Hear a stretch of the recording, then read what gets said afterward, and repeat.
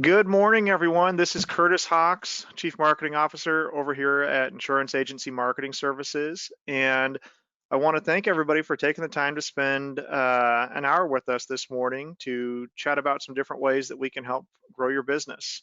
Um, Today, North American has graciously agreed to be on the call today, and they're also sponsoring lunch. We know in a pre-COVID world, we'd have get-togethers and do training sessions and those types of things. And obviously, that's been a challenge. And so everybody that's on the call today will be receiving a Grubhub voucher. And so for today, lunch is on us. So part of why we're on the call today is to talk about some of the opportunities that are out there for you and your clients.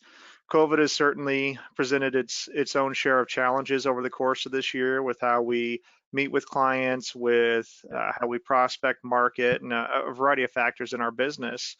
But I think at the same time, it's created a significant amount of opportunity from a planning standpoint. And I think also at the carrier level, what we're seeing as well is carriers recognize that as well. And so they're working to be innovative and roll out very unique solutions for us to help our clients with. And so today we've got AJ Staffslin, our life insurance wholesaler on the life insurance side with us. And we've got Jeff Altmeyer from the annuity division on the call with us as well.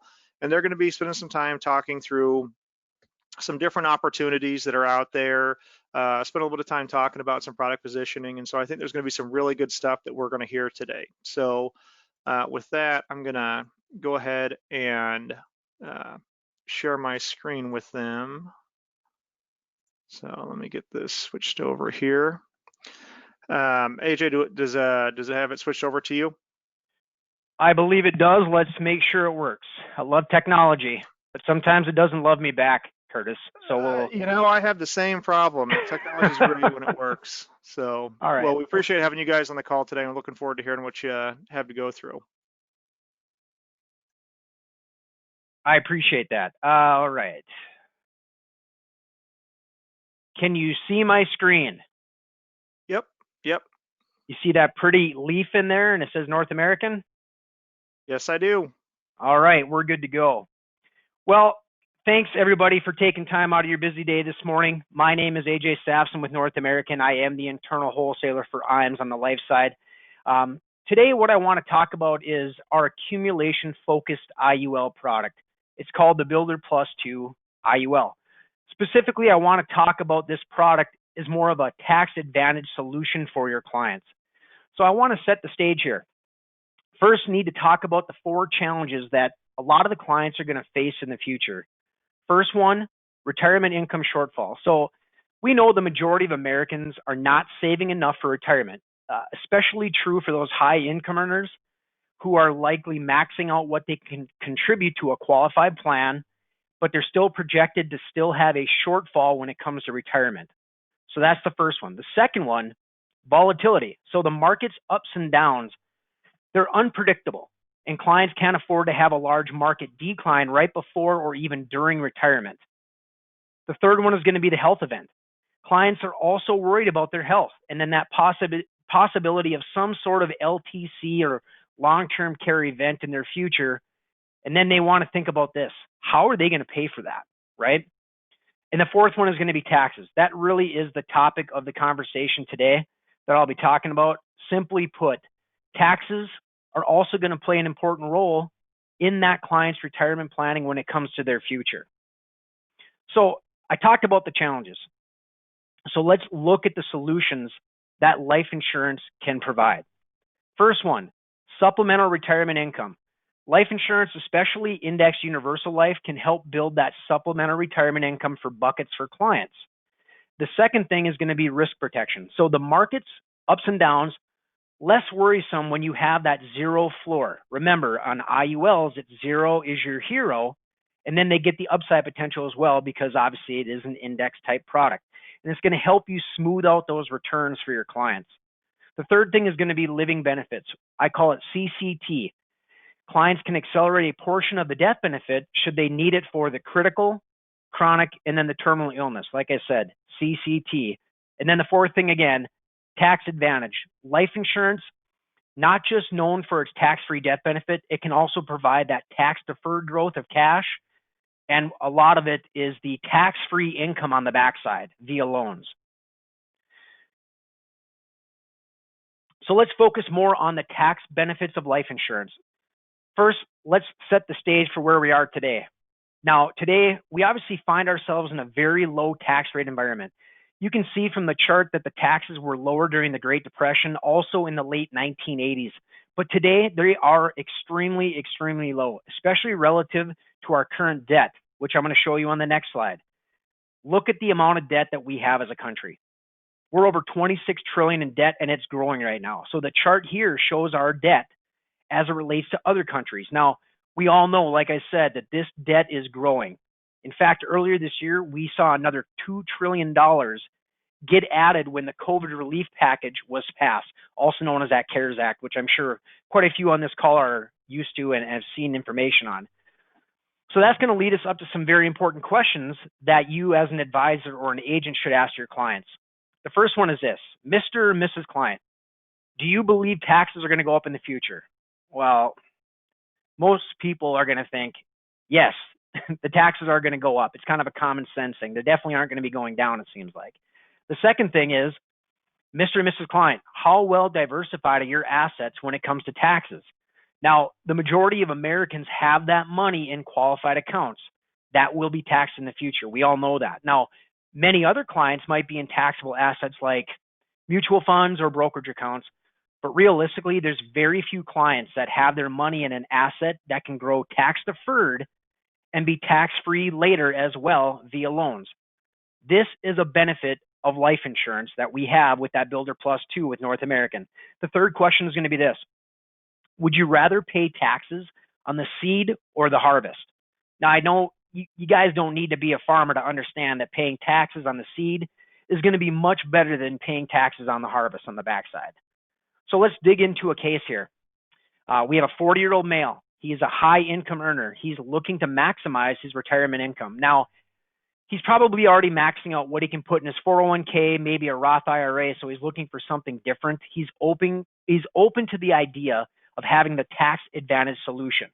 So we're going to be using that with the Builder Plus 2. So in this illustration, we're showing him contribute $10,000 annually to that Builder Plus 2 IUL. So he's going to fund this to age 65. Then he's going to start taking income via variable loans. So you can see, based on this illustration, in the far right-hand side of an illustrated rate of 6.27%, that income is going to be approximately $48,000 a year tax-free because it is a loan in life insurance. So let's look at a comparison of him only using that 401k versus him supplementing that 401k with the IUL, the Builder Plus 2. So he has a $100,000 annual need in retirement. So in his tax-deferred qualified account, he's going to need to make a withdrawal of $133,000 to pay $33,000 in change in taxes to net him the $100,000 he needs in retirement. Now, if we look at the tax advantage account on the Builder Plus 2 with life insurance to supplement his tax-deferred account, it's going to work out much better for him. Here we're going to see he makes a withdrawal of just under $70,000 from his tax-deferred account. Then he's going to pay over $17,000 in taxes. Okay. Then he takes a loan from his life insurance policy of over $47,000. So that amount is not taxable. So he nets the same $100,000 he needs for retirement. But the big difference is he had to take less from the tax-deferred account. Therefore, he paid less in taxes. So the difference in taxes paid is just under $16,000. Now, if you do that over a 20-year retirement, that's going to be just over $315,000 in tax savings. That's huge when it comes to helping out your client. So here's another case study. We have a 60-year-old female. She has some qualified dollars in her IRA. Now, she's looking at maybe weighing the difference in how taxes are going to impact her now and also in the future as well. So let's look at some assumptions for this case study. Let's just say she has $500,000 in a qualified IRA. Her tax liability, we're going to set at 25%. And let's just assume her account is growing at 5%. and her expenses or fees are going to be 1%, and we'll assume she lives to age 90. So on the left, what we can see here is the tax treatment for her keeping her qualified account. So if she does this, she's required to take RMDs at age 72. Now, of course, when that money comes out, it's never been taxed. So she knows she's going to have to pay taxes on it. So by the time she gets to age 90, that will be over $192,000 in taxes paid. Okay? So, excuse me. Now, the reinvested RMDs will also be taxed on the growth. That's going to be another $46,000 or almost $47,000 in taxes. And lastly, if she dies at age 90, that untaxed balance of her account will be taxable. That would be another $134,000 in taxes. You put that all together, that's a combined $430,000 in taxes, even above that a little bit. Now, what if instead she decided to move her money to a tax advantage solution using this IUL? Now, yes, she's going to have to pay taxes, but from the original $500,000 she had. Okay, so the taxes would be $125,000. That would net her $375,000. So in that life insurance policy, we know the growth on that would not be taxable. If she took income later in life, that's not going to be taxed either. Now, we also know that the death benefit when she dies is not going to be taxed as well. So if you look at that comparison between $430,000 in taxes versus $125,000, that is a huge difference when it comes for your client. So again, looking at that Builder Plus 2 and how that money is going to go into the IUL, we've taken that $375,000 that's left after paying taxes. We're going to put it into the Builder Plus 2. And what we're doing is we're using our premium deposit agreement or premium deposit account. What that is, if you don't know, is basically an additional holding account that we have where if a client has a lump sum of money, they want to put it into something, but they don't want it to mech a policy. What we can do is we can put it in that holding account. They can accumulate interest, which we're paying 3.25% right now, and it'll spread that premium out over time. So you can see in this illustration, the PDA here with that 375, it's going to pump premium into the IUL at over $43,000 over a 10-year period. So you can see here the cash value continues to grow, as does the death benefit. So at age 90, she has over $1.3 million in cash and a death benefit just under $2 million. So the cash value obviously looks spectacular. And then the death benefit being tax-free, being just under $2 million, that's awesome when it comes to the beneficiaries or leverage when you have maybe like critical, chronic, or terminal illness as well. So let's go back to that comparison. Keeping the account or converting it. So we can see what her beneficiary would receive at age 90. Okay, so if she kept the account, it would continue to grow, but the taxes paid would create some sort of drag on the money and the availability for it to grow. Okay, so realistically, that beneficiary would net over $1.2 million. So let's compare that to the $1.9 million on the life insurance side. Again, you can see the benefits using the using the life insurance as a tax advantage plan versus just keeping that qualified account. It can actually benefit your client. So once again, we need to ask this question, okay? Where are taxes headed? Okay? We know that our debt, again, dramatically increasing, but the good news is historically low tax point right now. We need to realize taxes are on sale. That's what I call it, okay? So the time is ripe for planning today. Can you imagine what these case studies would look like in the future, like the reality? In all likelihood, we are underestimating what the tax impact is going to be in the future. It could actually cost those individuals and your clients a lot more. So in summary, I talked about the benefits of life insurance, specifically the case for Indexed Universal Life with the Builder Plus 2. Tax-deferred growth it provides, tax-free income via loans, and then it has the tax-free death benefit. Because again, this is life insurance.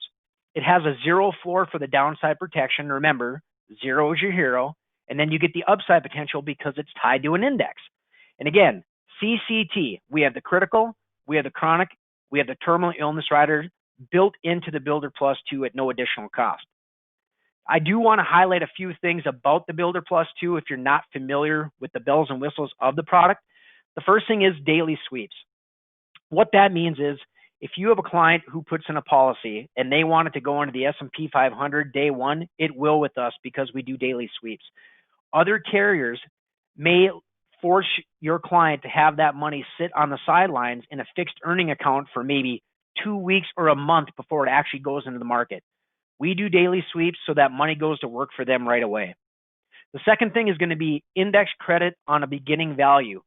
What that means is we will credit a client's interest earning based on their beginning value at the beginning of the year. So a lot of other companies, what they do, they will take the cost of insurance out, then they will credit the client. We don't do that. We do it on their beginning value before the COIs are taken out. Another thing is our minimum account value. So I know I said 0 is your hero when it comes to IUL, but technically with North American it's 2.5% because this is what we do. Every 10 years, we will look at a client's IUL. If they didn't average 2.5% over that period, we will true it up as if they actually did earn that 2.5%. Now, realistically, it would probably take some sort of insurance Armageddon for ever that to happen, but it's a good safety net to have. Also, we will do the 2.5% true up if somebody surrenders their policy. So let's say they're 5 years into it, they surrender the policy. We look back and say, hey, you know what? This person didn't average 2.5%. We're going to true it up. We're going to give them that 2.5% interest each year they had it here. Okay. So unique feature with the Builder Plus 2, it's our ROP death benefit. So I'm sure most of you on the call are familiar with Index Universal Life having a couple different death benefit options. There's the level, then there's also the increasing. So a lot of people, what they'll do on their illustrations, they'll do increasing, switching to level death benefit, right? And they'll do increasing while they pay, because what that does, it starts the death benefit low, keeps the cost of insurance down, that helps ramp up the cash. Here's the thing about that. If you do increasing, switching to level, that's not an automated process, okay? At some point down the road, if the client stops paying premium, somebody needs to call the insurance company and say, hey, okay, my client is done paying the premiums now. Let's level off the death benefit. We don't want that cost of insurance to keep going up. Okay, now that could be 20, 30 years down the road. Who knows? Who's going to remember that at that time? So this ROP death benefit is similar to increasing, switching to level, but it's automated. So when you put in premium, the death benefit goes up by the amount of premium that goes in. So once the client is done paying premium, that death benefit will level off automatically. Nobody needs to call the insurance company to tell them, hey, let's level off the death benefit. It just does it on its own. We call it the set it and forget it. We have the PDA, Premium Deposit Agreement. I already talked about that a little bit. We're paying 3.25%, one of the highest in the industry right now, for those lump sums if somebody wants to avoid a MEC and spread that premium out over time into a life insurance plan. We also have a protected death benefit. Now, I know other carriers have some sort of overloan protection benefit. We do too, but this is different. This is for people who may want to take a loan at some point, and obviously the death benefit will gradually go down, but they still want to protect a certain amount of death benefit in their policy. I'll give you an example. You have a client who has a $500,000 death benefit to start, okay? Now, let's say it's a few years into it, they want to start taking a loan, but they still want to have a $100,000 death benefit in there. So what they can do is tell North American, hey, I'm going to start taking loans on this, but I still want to protect $100,000 of that. So they start taking loans. North American sees, hey, it's getting down to that $100,000 death benefit. We notify the client, okay, no more loans. You still have your $100,000 death benefit. As far as I know, we are the only carrier that does this right now. We also do have the account interest multiplier. Currently, it is 15% years 1 through 10, guaranteed to be never less than 10%. How that works, I'll give you an example. You choose the S&P 500 annual point to point. There's a 10% return in year 1. We give that client an additional 15% of that 10 that they had a return on. What's 15% of 10? 1.5, right? So you put the 1.5 on top of the 10, your client actually earns 11.5%. Here's another thing we have. We have an interest bonus beginning in year 11 on your index accounts. It's 1% guaranteed. I'll give you an example of how that works. Let's say that you are in year 11 Your client is. They have the S&P 500. Okay. Now they have a 10% return. Okay. And let's say they also have the multiplier. Remember that. Let's say in year 11, it's still at 10% because that's our guarantee. So they get another point on top of that, right? That's 11. Now we also have an interest bonus of 1% that is guaranteed. So they're going to get that additional 1 point. Client's going to earn 12 because they have the 10 plus the 1 plus the 1. Variable loan interest rates. Ours is currently capped at 6%. So if you're out there looking at other IULs, you definitely want to be looking at moving parts, okay, especially when it comes to loan rates. Some companies might have a loan rate of 7, 8, 9%, or they don't even have a cap on their variable loan rate. We like to have it at 6% guaranteed. It's obviously good for the consumer out there, for the clients who are buying our policies, knowing that we're never going to be able to increase that variable loan any higher than 6. Again, if you're looking at IULs, you definitely want to focus on the moving parts and the guarantees. When it comes to the interest multiplier, the bonus, the capped variable loan rate, we are very tough to beat when it comes to that. And again, accelerated death benefits, we've talked about that many, many times. The CCT, we have the critical, we have the chronic, we have the terminal illness. It's built right into the Builder Plus 2. Also, increased comp. At the beginning of July, we did increase the compensation to the field on the Builder Plus 2 specifically. We know that times are tough, so we're just trying to help the agents and advisors as much as possible, so we bumped up the comp a little bit. So what are the next, what the Builder Plus 2 is going to provide? So it's going to provide a tax advantage, non-correlated assets for the clients. For the advisors, it's going to provide a solution for clients who need that tax diversification. So what are the next steps?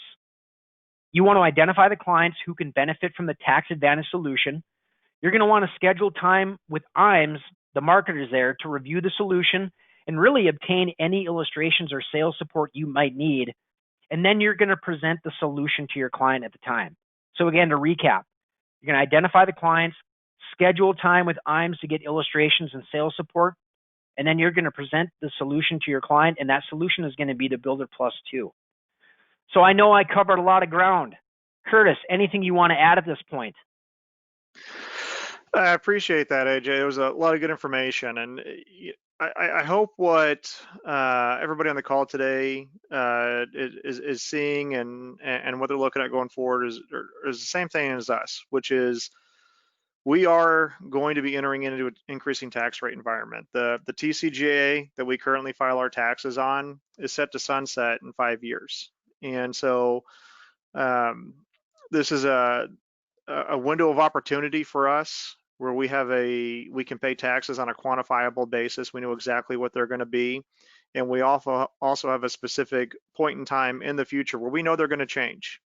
And right now, the TCJA, the way that that's currently drafted is if there's not any new legislation, it's going to revert back to what it was pre-TCJA, which is a tax increase. And I think as AJ laid out and articulated, I don't think anybody thinks taxes are going to go down. I mean, even you look at the estate tax credit, that more than doubled with this package. I don't think that we go forward 5 years, there's still going to be a 23 million per household estate tax credit. That is going to reduce down. So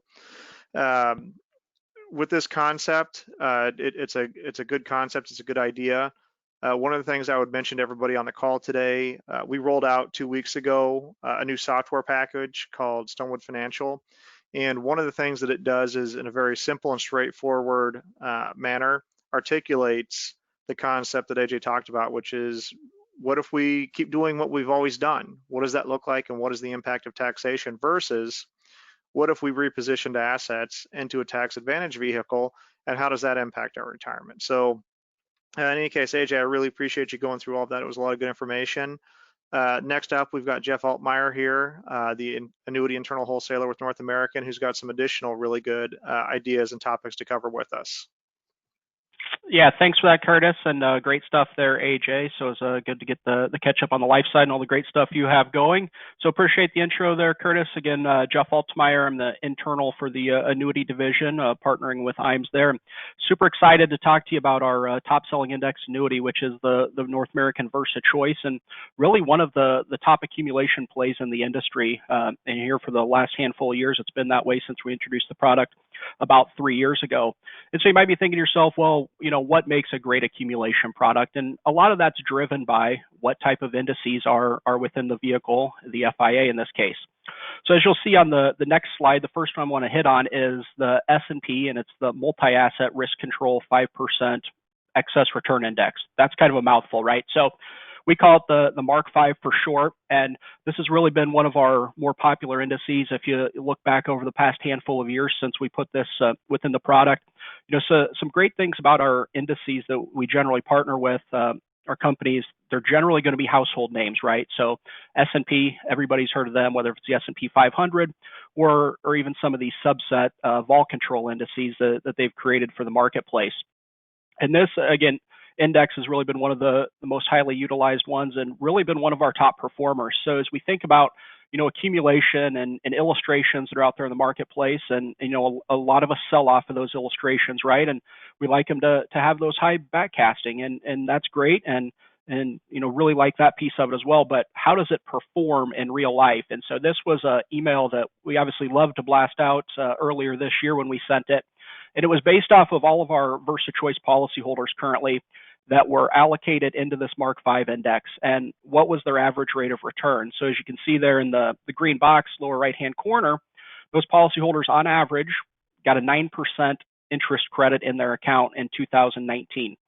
Pretty sure I can get everybody on this call to agree that, within an indexed annuity, if we're seeing actual 9% rates of return in the accumulation value, we would all consider that a great year.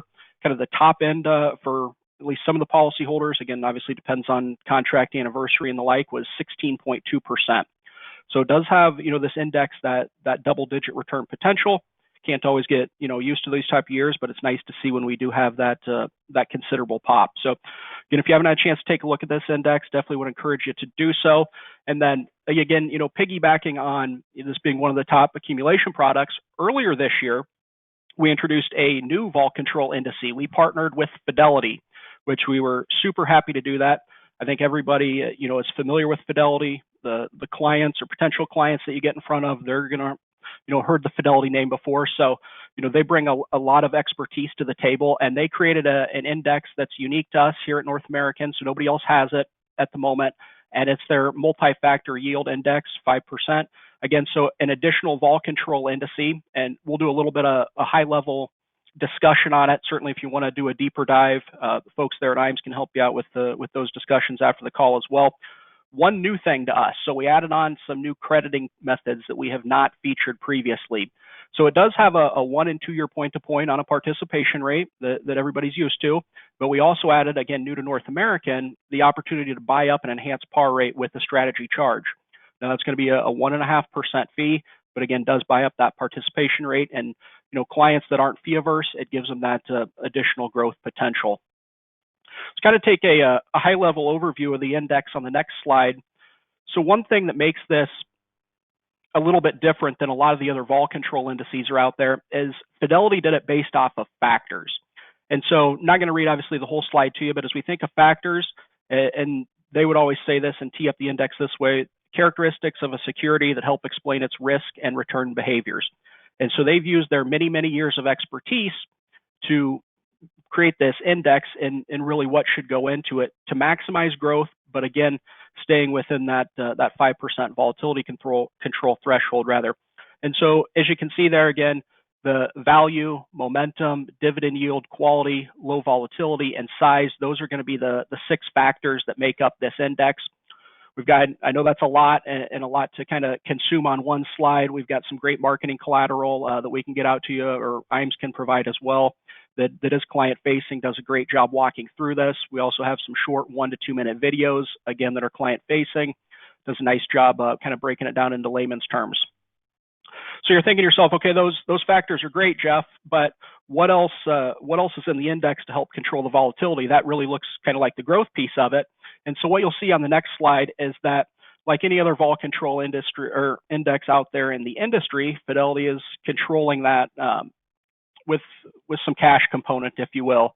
And on the next slide, you'll see it's either 100% in the 10-year T-note. And I actually should back up a moment. So you might have been thinking to yourself, are all those 6 factors, are they all weighted the same, or does Fidelity break them down a little bit? And so the pie chart actually on the next slide there is going to show how they break those down to maximize the growth potential. Biggest one being dividend yield, and then the majority of the rest of them are going to be around a 10% breakdown. Momentum gets a little bit more at 15%, so they weight that factor a little bit heavier. But again, the biggest factor they're looking at is dividend yield. Again, got to be able to control the volatility within these indexes if the growth piece of it, if you will, is not falling within that 5% threshold. And again, this is reallocated on a daily basis. Fidelity is doing that a couple of different ways. They can move, and they can only move a percentage of this. So don't be thinking of they can move the entire index over into this cash overlay. But step 2 is with the cash overlay, and they can go 100% in the 10-year T-note. That's where it defaults to. Or if that's not even doing enough to control the volatility, they can go 50-50, 10-year T-note, 50% cash. Again, we can certainly do deeper dives on this index if there's additional questions later on, and have some excellent marketing collateral. Seeing great backcasted returns within this before I kind of flip over to some additional flexibility and liquidity. And again, if you look at like the 2-year point to point with the strategy fee on a 10-year look back, that's illustrating out at about 11.5%, give or take. All the way down to looking at the 1 year without a fee is somewhere around the 5 to 6% range. So super competitive from a illustrative perspective. We're seeing some, actual real nice returns in real time as well.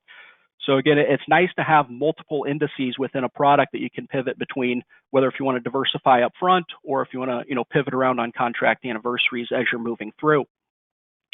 The second piece that really sets this product apart. So we hit on obviously the accumulation. So it can be a great standalone, just accumulation play on its own. But we also have an optional rider that can be added on. It's really got a lot of first to market flexibility or liquidity pieces, depending on how you like to think of that. So the first couple I want to talk about are the way I really like to break it down, because there's 4 components within this rider. And so as you'll be able to see on the next slide, the first 2 benefits you're going to be able to use regardless of your state of health or what health you're in. The other 2 pieces are going to be actually unlocked based off not being able to perform 2 of 6 ADLs.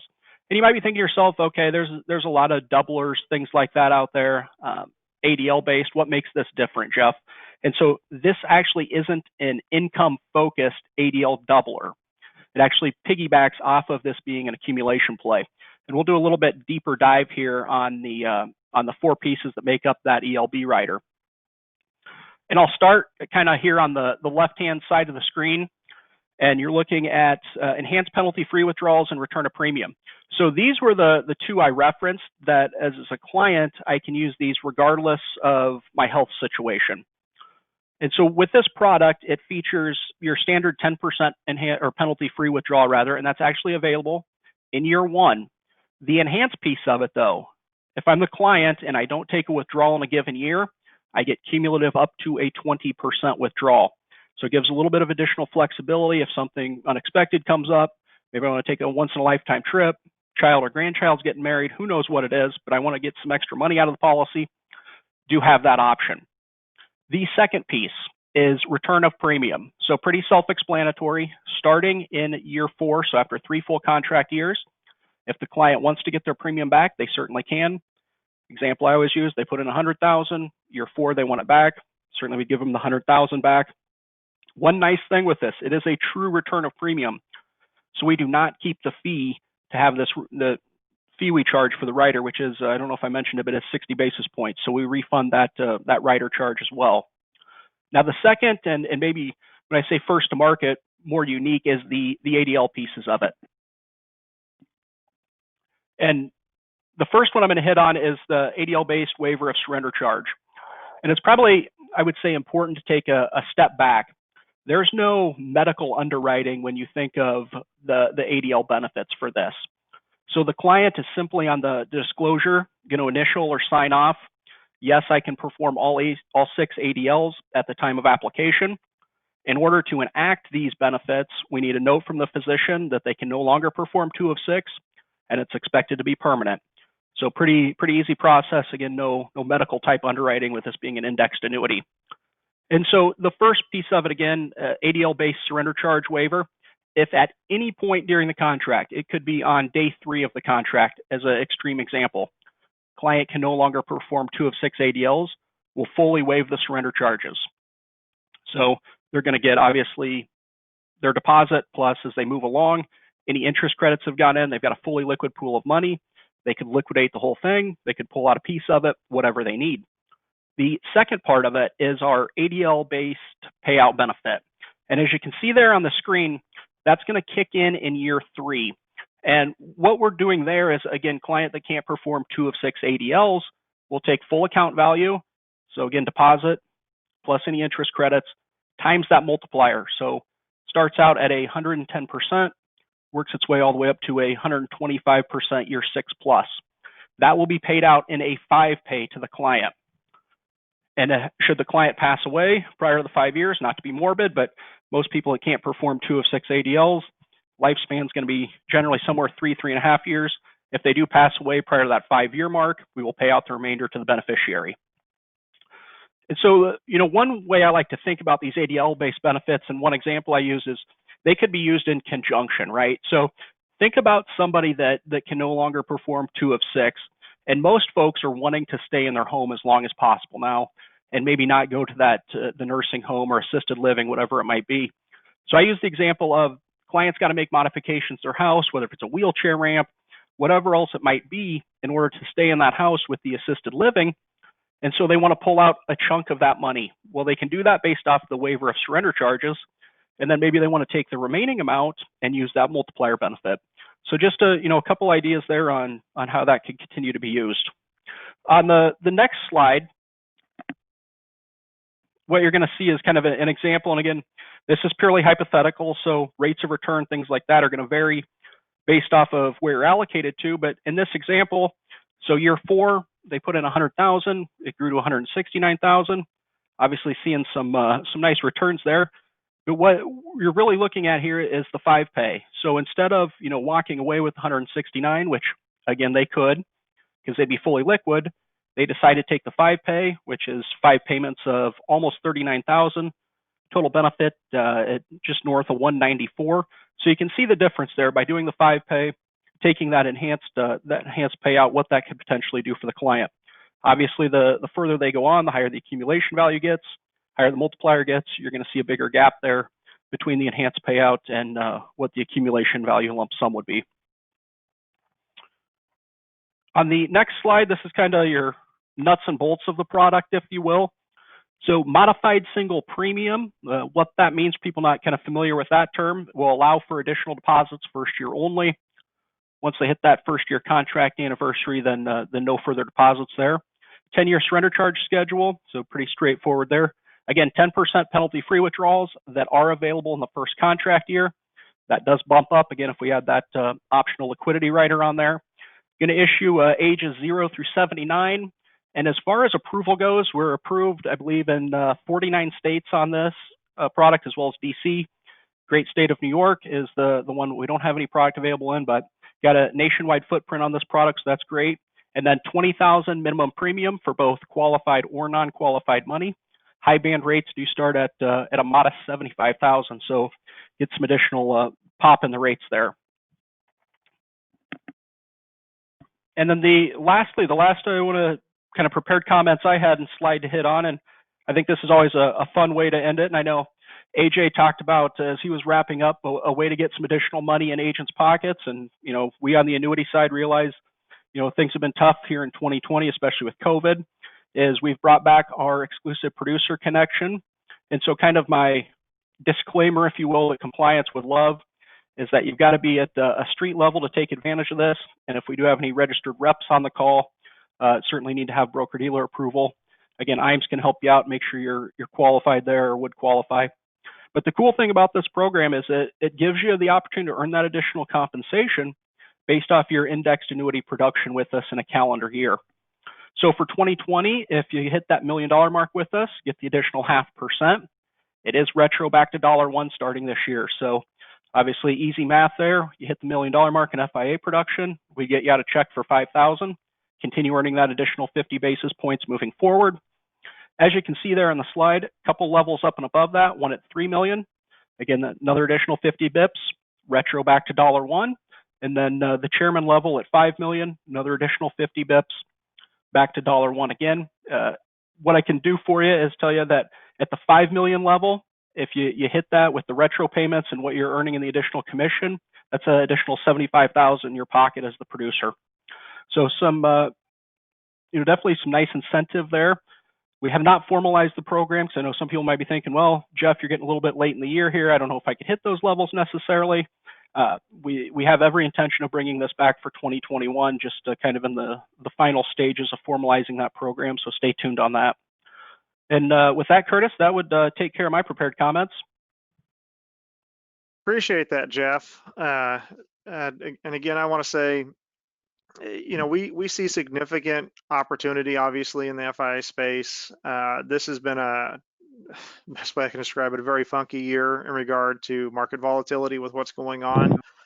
We still have an election coming up and a significant amount of factors as we go into the school year over the balance of this year. And so being able to preserve assets for our clients, make sure that we can give them predictable income as well as upside potential in the market with no downside risk is critically important, whether we're talking about the annuity space or the life insurance space. So AJ, Jeff, I appreciate you guys being on the call today. And also, we appreciate North American sponsoring this. So for everybody on the call, you will be getting an email with your Grubhub voucher. So take a look at that. As I mentioned earlier, lunch is on North American today. I also wanted to mention to everyone, tomorrow we have the Society for Financial Awareness webinar at 10 o'clock Central. For those of you that aren't quite familiar with this platform, it is a very unique and innovative way to get in front of consumers and to get in front of additional markets and to be able to do virtual or face-to-face workshops, depending on your location, in a very low cost format. So I would encourage everybody, if you haven't registered for that call tomorrow, to make sure to do that. And if you have any questions, make sure to reach out to your life or your annuity sales director here over at IAMS. Phone number is 800-255-5055. And again, we appreciate everybody being on the call today. Thank you. Thanks, everybody. Yes, thank you. Appreciate it.